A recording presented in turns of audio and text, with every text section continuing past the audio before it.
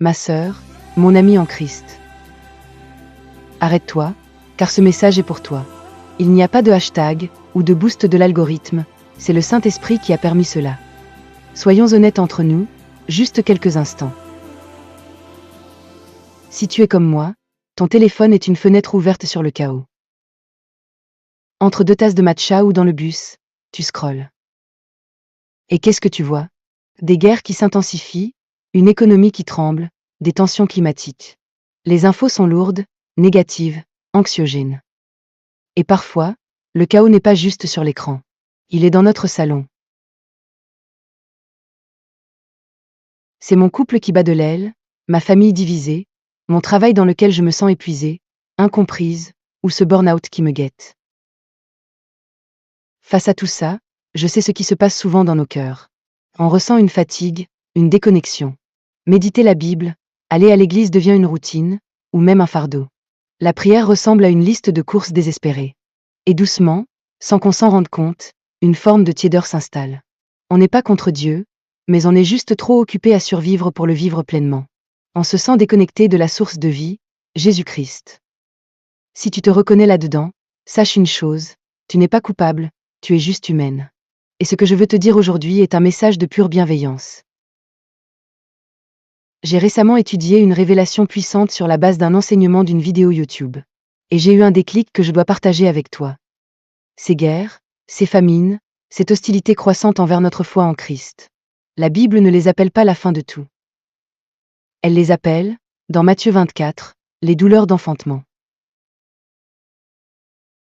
Lis le chapitre Matthieu 24 en entier en demandant au Saint-Esprit de te montrer la vérité. Les douleurs d'enfantement. En tant que femme, ce terme nous parle. Nous savons que la douleur de l'accouchement est intense, qu'elle augmente, mais qu'elle a un but. Elle n'est pas destructrice, elle est productive. Elle annonce une vie nouvelle. Nos difficultés actuelles, notre sentiment de persécution subtile au travail, la tension dans nos familles, et même cette tiédeur qui nous pèse. Tout cela n'est pas le signe que Dieu nous a abandonnés. C'est le signe que sa promesse est en train de s'accomplir. L'or est en train d'être raffiné. L'Église, l'épouse de Christ, se distingue par son amour passionné. La vidéo que j'ai vue nous rappelle que l'Église est en crise, mais aussi en réveil. La persécution purifie notre message, nos témoignages de vie deviennent des fenêtres vers Christ. La pression nous oblige à choisir, la tiédeur ou le feu. Jésus ne revient pas comme un bébé vulnérable dans une crèche ou un homme doux monté sur un âne. La révélation d'Apocalypse 19 est claire. Il revient comme un roi guerrier, fidèle et véritable, à la tête de toute l'armée céleste pour juger avec justice et établir sa paix, la véritable paix. Devant lui, tout genou fléchira, Philippiens 2. Mon désir pour toi aujourd'hui, c'est que ce genou fléchisse maintenant, par amour, volontairement, et non plus tard par contrainte face au juge. Le déclic que je prie pour toi, c'est celui de l'urgence. L'urgence de ne plus laisser les problèmes du quotidien éteindre ta lumière. L'urgence de reconnecter, non pas à une institution, mais à la personne de Jésus, notre Sauveur, notre ami, et notre Roi qui vient.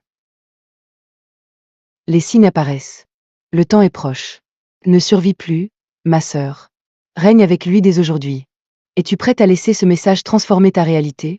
Commente, passion, pour montrer à Dieu que tu veux plus de Christ. Reste connecté, car je te montrerai bientôt l'urgence du retour de Christ.